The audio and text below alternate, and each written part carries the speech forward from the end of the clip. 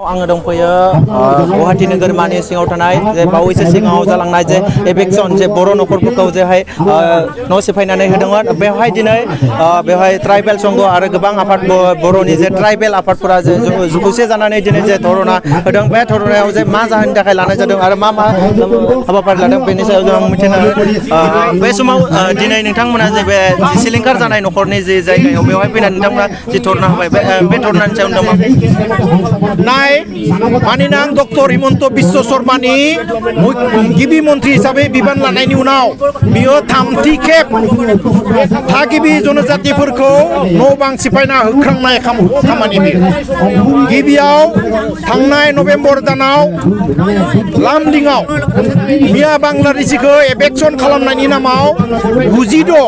गार' न'खरखौ एभेक्सन खालामदोंमोन बे समावनो जोङो 20 नभेम्बराव दिफुआव उदां गेवलां उदां जोङो प्रेस मिट खालामनानै गोख्रों रावै थागिबि जनजाति साहित्य सभा अफ आसाम मोनदाइन आसामनि बर' राभा गार' तिवा देउरि डिमासा मिसिं गासै 9 साहित्य सभाया तीव्र बेरेखा खालामदोंमोन गोख्रों रावै सोंखारिदोंमोन बिनि उनाव गरसु गाहम गावनि दातालपारा नलपारायाव 50 बर' न'खरखौ हाग्रा फरेस्ट एरियानि होननानै एभेक्सन खालामदोंमोन बे समावबो जोङो गोख्रों रावाव सोंखारिदों आसामनि गिबि मन्थ्रिनो लिरनानै जों मेम'रेन्डाम होदों दा आसामनि गिबि मन्थ्रिया बे थामथि खेबनि थाखाय बे सिलसाखौ बे बरबारि ओनसोलाव खमैबो 50नि बारा बर' न'खर 30नि बारा मिसिं आरो गुबुन गुबुन थागिबि असमिया न'खरफोरखौ एभेक्सन खालामबाय न' बां सिफायना सिलिंखार खालामबाय दिनै बिथांमोननि सय सम्पति गासै सय हांगार जाबाय गथ' गथाया बे दैज्लां बोथोराव बे दैज्लां बहराव ना उन्दुनो हादो ना फरायनो हादो ना स्कुलाव थांनो हादो थ' थानाय जायगा गैया दिनै बेयाव जोंनि रावबो सासेबो बर' मन्त्रि एमएलए एमपिफोरा नुजाफैयाखै बेनिखायनो आं दिनै बि धरना थिलिनिफ्रायनो खालामदों राजनितिया गुबुन खोथा खिन्थु दिनै हारिनि गेजेराव खैफोद जादों दुखु फैदों दुखु जादों बे दुखुआव माथो फंसे होनोबो जुदि समय गैयाबा नोंसोर दिसपुरनि राजधानियाव माबोरै एमएलए जाफैखो माबोरै मन्त्रि जाना थाखो दुखु नांथाव आं खावलायदों मानोना दिनै दिसपुराव थानाय मन्त्रि एमएलए एमपि दिल्लीयाव थानाय एमपि गासैखौबो खावलायदों जे बेयाव आधा घन्टा समय फैनानै थागिबि बर' मिसिंफोरनि मेगन मोदैखौ नायना थांबाय नोंसोर जेबो मावनो हायाब्लाबो फंसे माथो होनानै थांबाय बेखौ आं खावलायबाय बे समाव खनसे नङा खननै नङा गुवाहाटी नोगोरमायाव बावैसो सिगाङावबो मोनसे एभेक्सन जानानै थांबाय जे नलपारा होननायाव बे बिथिङाव बेवहायबो गोबां बर' सुबुं बर' जे आफादफोरा खौरां लादोंमोन नाथाय बेखौ बिथांमोनखौ खावलायबाय बिथांमोना फिन खनसे खबर लाफिननो रावबो फैयाखै होननानै बे बिथिङाव मा फैयाखै आंनि आखायाव डकुमेन्ट दङ फैयाखै आंबो मिथिदो थ' आं उपाय गैया खिलन्जिया थागिबि जनजाति साहित्य सभा आसामनिफ्राय दिनै जेरै मेम'रेन्डाम हरगोन बेबायदि मेम'रेन्डाम हरनायनि उनाव आसामनि मानिनां गिबि मन्त्रि डक्टर हिमन्त बिश्व शर्माया रेभिनिउ कमिशनारनो लाइजाम हरदो बे रेभिनिउ कमिशनारनि लाइजामा डिसिनियाव मोनहैबाय नलपारा दातालपारानिया दा फरेस्ट डिपार्टमेन्टनो रिपर्ट साबमिट खालामनो होदों नाथाय जोंनि दैदेनगिरि मन्त्रि एमएलएफोरा जुदि खेबसेबो खबर लायाबा रेभिनिउ कमिशनारखौ बुङाबा जोंनि बे जाम्बा जाम्था रिक्सा थेला हाजिरा खामला मावनाय ड्राइभार मावनायफोरा माबोरै सोलिना जागोन बे खोथाखौ आं बुंदों जे थागिबि मोनदाइन थागिबि जनजाति साहित्य सभानिफ्राय जों अफिसियेलि फाइट खालामनानै बे गांसे अर्डारखौ दिहुनबाय दा बिनि सायाव फरेस्टआ मा बेबस्था लायो बेखौ जों नेगासिनो दङ थिग बेबायदिनो एखे अर्डार गाबोननि बिथोराव मानोना मुख्यमन्त्रिया बे थागिबि जनजातिफोरनि हा हुखौ जों खहा जाजानाय सायाव राहा लागोन होननानै बेबायदि गांसे अर्डार दिहुननो थाखाय खावलायनाय जाबाय जोंनि बर'नि गेजेराव बा ट्राइबेलफोरनि गेजेराव गोबां मन्त्रि एमएलए दङ बुंनो थाङोबा बावैसो जे जोंनि बर'निफ्राय गिबि खेब जे स्पिकार दङ बिथांमोना बर' हारिनि थाखाय एसेबो सानाखै नामा आं स्पिकारनि खोथा जेबो बुङा आं मन्त्रिनि खोथा बुंगोन मानोना आं मन्त्रि जनजाति जौगाथाय मन्त्रि डाक्टर रनज पेगुआ सासे संग्रामि नेता इउजि ब्रह्मआ मोनसे समनि एबसुनि दैदेनगिरि इउजि ब्रह्मआ मानोना मन्त्रि बिथांमोना माने साफा संग्रामि सात्र फरायसा दैदेनगिरिमोन बिथांमोना मा मावनो हायो हाया बेलेग खोथा किन्तु खेबसे खबर लानाया दरकार आरो मानिना आं मन्त्रि बिथांमोना दानि समाव गोबां दैबानायाव बेस्थ' दं आं मानिना आं डाक्टर अनस पेगु बिथांजों कन्टेक्ट खालामदोंमोन बिथाङा दै बानायनि थाखाय गुबुनाव दंहैयो नाथाय एमएलए फोरा फैना मानो खबर लायाखै बिपिएफआनो जा इउपिपिएलआनो जा एमएलए फोरा खेबसे खबर फैनांगोन ना नाङा जोंहाथ' थाखा फैसा गैया दिनै ओंखाम खबसेनि थाखाय माइरं बस्थासे जों बायना होनो हायाखै दै कार्टुनसे लाबोना होफैनो हायाखै किन्तु बे पावारा मन्त्रि एमएलए थायो एमपिफोरा थायो स्पिकारा दङना गैया आं मिथिया आं स्पिकारनि खोथा जेबो बुङा नाथाय माखासे समाव बर'नि जि गिबि खेबनि जे स्पिकार जानाय बिथाङा बर' जातिनि थाखाय गोबां बाथ्रा बुङो नाथाय दिनैनि समाव बिथाङा मानो खुगाखौ सिरि आं स्पिकारनि सायाव जेबो बुङा कारण स्पिकारा किसुमान लिमिटेड पावार थायो गतिके आं सानबाय स्पिकारा जेबो पावार गैया किन्तु मन्त्रि एमएलएफोरा बेयाव आं साना जे बेयाव आधा घन्टा फैनानै नायना थांनो हाया होननानै कोनो बाथा गैया बिथांमोना अब्ला सोरनिबा जे दैदेननायाव जे सोलिगासिनो दं नामा बिथांमोना आं बेखौबो बुङा सरकार सलायदो बिसोरो सोरदो दैदेनजादों आं बुङा सरकार सलायदो सरकाराव थानायखायनो जों बुंदों दिनै डक्टर हिमन्त बिश्व शर्मानि सरकाराव अकल इउपिपिएल गैया बिपिएफआबो दङ नोंथांमोना बयबो नुबाय बावैसो राज्य सभानि एमपिआव नुबाय जों जुदि राजनैतिक भाबै दिसपुराव ज' जानो हायोबा बेयाव जों मानो ज' जाफैनो हाया बेयाव जों मानो ज' जाफैनो हाया दिसपुराव जुदि राजधानियाव जों जुदि इउपिपिएल बिपिएफआ ज' जानो हायोबा हाग्रामा प्रमदआ बिदि ज' जानानै राजनिति खालामनो हायोबा बेयाव मानो हाया बेल' सोंनाय दिनैनि नैबेनि समाव नोंथाङा मा खावलायनो जे लुबैयो जे बर' रायजो राजा आरो गासै ट्राइबेल हारिफोर आं ट्राइबेल बर'खौ खावलाया आं हिमन्त मानैना आं मुख्यमन्त्रि गिबि मन्त्रि जाय गिबि मन्त्रिया थागिबि जनजातिफोरखौ न'सेबो एडमिसन खालामा जों जनजातिफोरनि हायावनो थादो होननानै बुंदों बे गिबि मन्त्रिया गाबोननि बिथोराव कामरुप मेट्र'नि डिसिखौ बेयाव फथायनानै बेबायदि गांसे अर्डार दिहुन जे 100 घर फेमिलिखौ जोङो जायखि जाया जेरैबाबो जोङो खैफोदाव खोलैया बिसोरखौ गोदानै गायसनफिननायनि थाखाय बिसोरनि न' बां बायजानायखौ लुना होनायनि थाखाय जों राहा लागोन अन ह्युमेनिटेरियान ग्राउन्ड मानबतानि खाथिराव राजनितिनि खाथिराव नङा मानबतानि खाथिराव बे 100 न'खरखौ जोङो थानाय जानायनि बिसोरखौ बेयाव न' गंसे लुनायनि राहा खालामगोन होननानै बेबायदि गांसे अर्डार दिहुनना होथो होमब्लानिया हिमन्त बिश्व शर्मा मानिना आं मुख्यमन्त्रिया बोसोरसे बोसोरनै नङा 25 बोसोर मुख्यमन्त्रि जा जोंहा बुंनो गोनां गैया नंगौ नायदों जिहेतु दिनै जे 2 घन्टा जे धरना हाबाफारि लाबाय बेवहाय बे जाथायनि सायाव नोंथाङा मा बुङो दुखु गोनां बेथ' ससियेल मिडियानिफ्राय हमनानै नेसनेल मिडियाहालागै थांदों जे नैबाहाय माने बेखौ हिलहाख बरपारा बे ओनसोलाव जायफ्रा थागिबि आसामनि थागिबि हारिफ्रा न' बां लुनानै थादोंमोन बहाय बिथांमोनहा थांनाय 13 मे खालि फुंनि 8टासो समायाव फैनानै गिबियै जेबो प्रायर नटिस सार्भ खालामालासेनो बिथांमोनहा न' बांखौ सेफायना होदों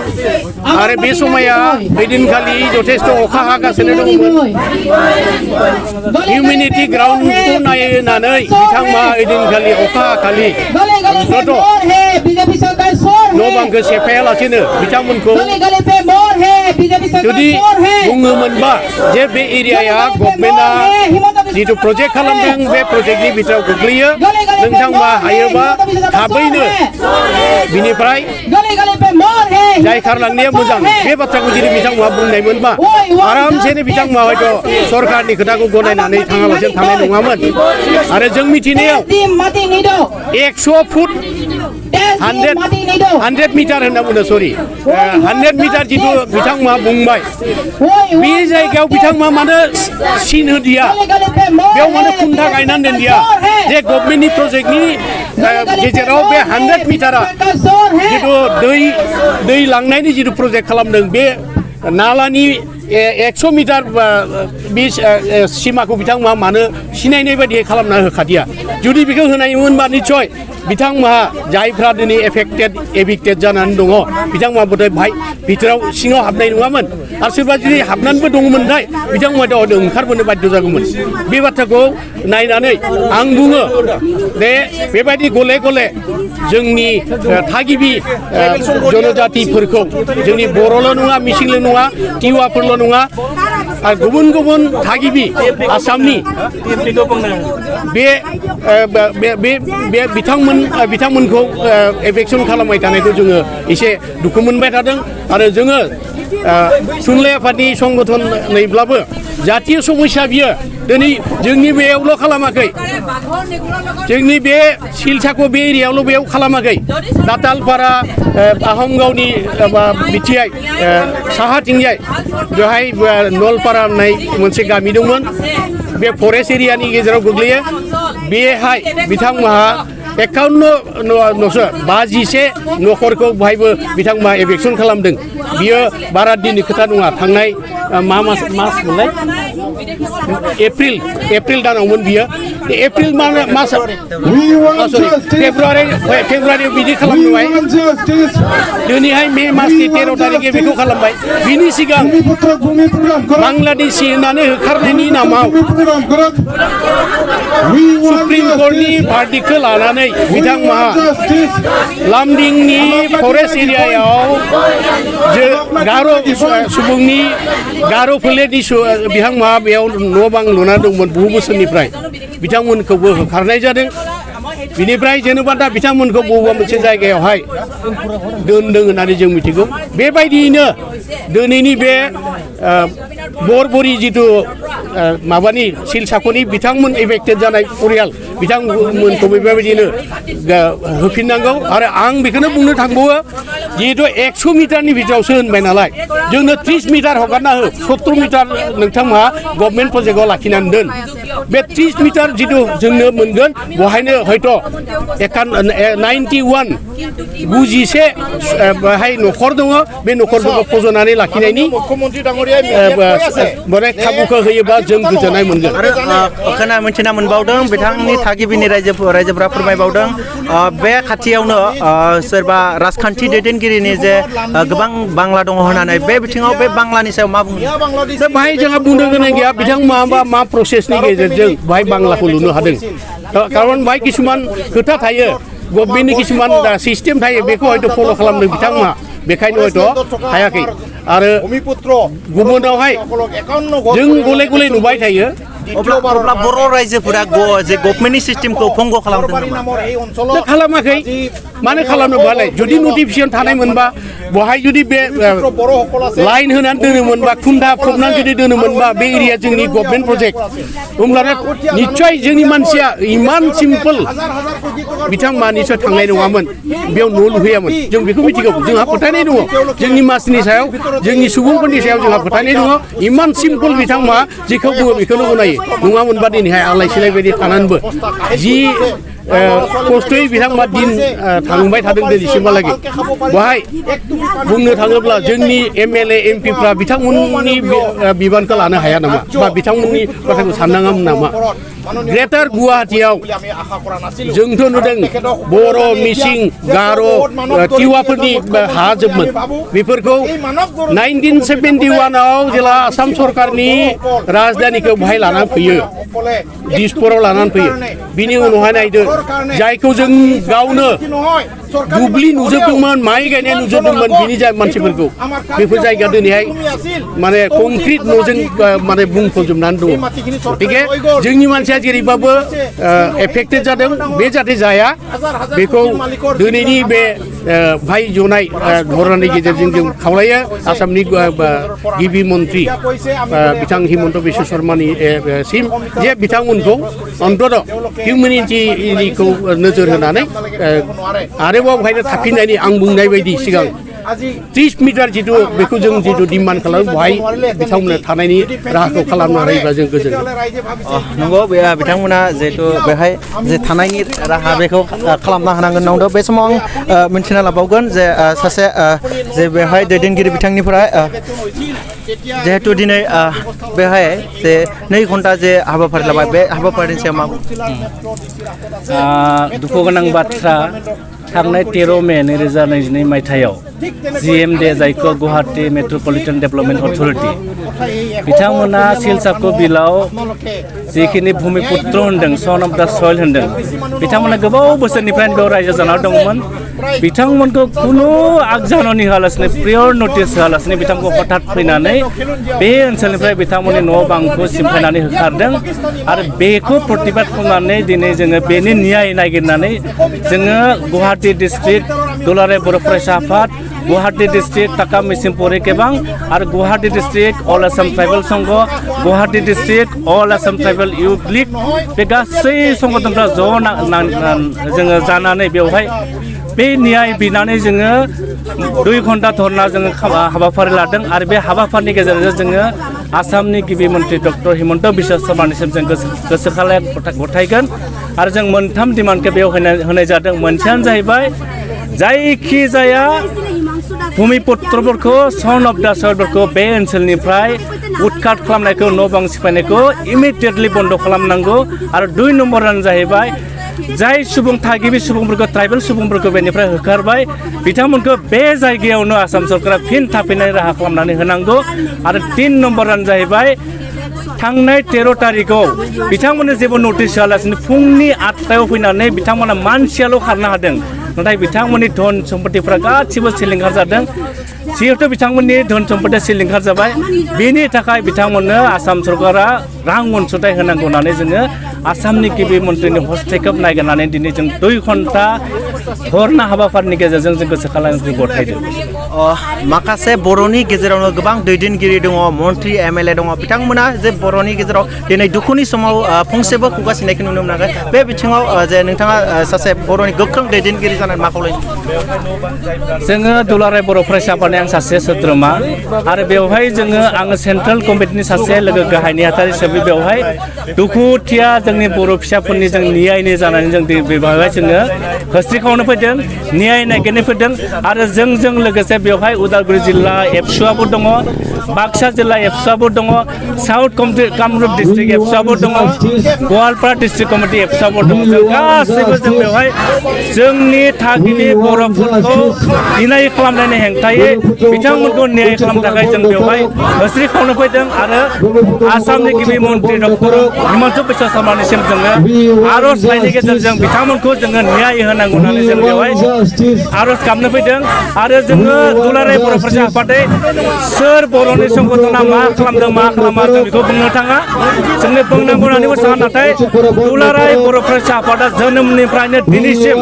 55 बोसोर जाबाय आरो 55 बोसोराव बर' हारिनि रैखाथि थामोनथाय आरो दावगानायनि थाखाय दुलाराय बर' फरायसा आफादा खामानि मावदों आरो उनावबो बे ओनसोलाव जों मिथिनायाव 40टा बर' न'खरा होखारजादों बिथांमोननि धन सम्पतिया सिलिंखार जादों आरो बिथांमोना जेब्लासिम न्याय मोना दुलाराय बर' फरायसा आफादा बिथांमोननि न्यायनि थाखाय जों खामानि मावलांबाय नाथाय बर'नि गोबां मन्त्रि MLA दङ बिथांमोना मानो दिनैसिम बर'नि गोबां मन्त्रि MLA दङ जोंबो मिथिगौ नाथाय बिथांमोना मा जाहोननि थाखाय फैयाखै बेखौ आं बे समाव बुंनो हाया नाथाय जोंनिया मेन जोंनि थांखियानो जाहैबाय जोंनि बर' फिसाफ्रा जायखिजाया राहायै बे जायगायाव थानो मोननांगौ मानोना जोङो भूमिपुत्र आसामाव जोंनो गिबि रायजो जादोंमोन जों भूमिपुत्रफ्रा जायगा मोनाब्ला सोर मोननांगौ नङा होमबा ओंखायनो दुलाराय बर' फरायसा आफादा जोंनि थागिबि बर' सुबुंफोरा बे जायगायाव रायजो मोननांगौ आरो बेखौनो दिनै जोङो 2 घन्टा होस्रिखावनाय हाबाफारिनि गेजेरजों आसामनि गिबि मन्थ्रिखौ जों खावलायदों आरो जोंहा मोनसे फोथायनाय दङ जाति मेटि भेटि बे मोनथाम स्ल'गानखौ लानानै डक्टर हिमन्त बिश्व शर्मा दैदेननायाव दायोबो आसामाव BJP सरकारा रायजो खुंगासिनो दङ आरो जोंहा मोनसे फोथायनाय दङ जोंनि थागिबि बर' सुबुंफोरखौ आसामनि गिबि मन्थ्रिया मोजाङै बिजिरनानै बे ओनसोलावनो बे जोंनि सुबुंफोरखौ दुखुथिया सुबुंफोरखौ थाफैनायनि राहाखौ खालामना होगोन होननानै जोंहा मोनसे फोथायनाय दङ बर'नि माखासे दैदेनगिरि बिथांमोना माखासे समाव बिसायख'थि समाव बुङो बर'नि गोदै गोदै बाथ्रा नाथाय दिनै बर' हारिखौ दिनै मोनसेनि उनाव मोनसे जि सिलिंखार खालामलांबाय थादों बे बिथिङाव मा बुङो अमानबीय भाबै आं दहायनो बुंखाबाय राजखान्थिफोरा मा सानो साना बिथांमोननि बाथ्रा नाथाय जोङो बर' हारिनि मोनसे फरायसा आफाद हिसाबै जायखिजाया बर' फिसाया आसामनि जायखिजाया ओनसोलाव थाया मानो भारतनि जायखिजाया ओनसोलाव थाया मानो माबा मोनसे खैफोद जायोब्ला बिनि थाखाय खैफोदनिफ्राय उदां खालामनो थाखाय दुलाराय बर' फरायसा आफादा जोनोमनिफ्रायनो खामानि मावबाय थादों आरो इयुनावबो जों खामानि मावबाय थागोन आरो नोंथांमोननि चेनेलनि गेजेरजों दिनै धरना हाबाफारिनि गेजेरजों मोनसे खावलायनो नागिरो जे बे ओनसोलाव मोन 40 न'खरा न' बां सिफायनानै हालाय जाबाय हायोब्ला बिथांमोनखौ नोंथांमोना माइ माइरं होनानै नोंथांमोना हेल्प खालामफै बिथांमोननि थानायनि सुबिदा खालामनानै होफै जों मिन्थिगौ उन्दै गथ'फोरा स्कुलाव थाङो 13 थारिखआव जेब्ला उच्छेद जादोंमोन बै समाव मानसिफोराल' बेनिफ्राय खारनो हादों नाथाय गथ'फोरनि स्लेट लेखानिफ्राय लानानै गासैबो थाबोजोबदों जायनि थाखाय दिनै उन्दै खुदियाफोरा फरायसालियाव थांनायनिफ्राय बिथांमोना थांनो हायाखै मानोना लेखाफोरा गैया ओंखायनो आं बर' रायजो नोंथांमोनखौ खावलायो हायोब्ला नोंथांमोना फै जेरै हायो मा हायो नोंथांमोना बिथांमोनखौ हेफाजाब खालामनो थाखाय आं दुलाराय बर' फरायसा बिटिआर एग्रिमेन्टनि 7.3 दफायाव लिरनाय बायदिब्ला जे बिटिआरनि बायजोआव थानाय जे बर'फोरनो हानि मोनथाय होनांगौ होननानै बुङो नाथाय दिनै मानो जाफुङाखै बेखायनो बुंदों जोङो बिटिआर एग्रिमेन्टआव लेखा लिरनाय दङ ओंखायनो जोङो दिनै आसामनि गिबि मन्थ्रिनो जोङो गोसोखां गथायगोन बेनि उनाव आसामनि गिबि मन्थ्रिया बे जाथायखौ बोरै मा लेभेलजों बिथाङा सलुसन खालामो दुलाराय बर' फरायसा उननि समाव बिथांनि फिननायखौ जों नेगोन आरो बिथाङा जुदि बे उच्छेद खालामनाय बर' सुबुंफोरखौ जेबो राहा लायाब्ला जेब्लासिम बे ओनसोलनि बर'फ्रा थागिबि सुबुंफ्रा बे जायगायाव थाफैनो मोना बै सम थाफैनो मोनागौ माने दुलाराय बर' फरायसा आफादा बिथांमोननि जानानै जों खामानि मावबाय थागोन नंगौ बिथांमोना खावलायदों जेब्लासिम जे न्याय मोननाय जानाय नङा अब्लासिम बे धरनाया जाबाय थागोन होननानै बुंदों बे समाव जों माखासे दिन्थिलांगोन दिनै जे बे धरना लानाय हाबाफारि बे हाबाफारिखौ नोंथांमोननो जों फारि फारि दिन्थिलांगोन We want justice. Akan सरकार होशियार. Akan सरकार होशियार. Akan सरकार होशियार. Election करा बंद करा. Election करा बंद करा. Election करा बंद करा. पत्रक माहिती प्रदान करा. पत्रक उचित करा बंद करा. किरण उचित करा बंद करा. किरण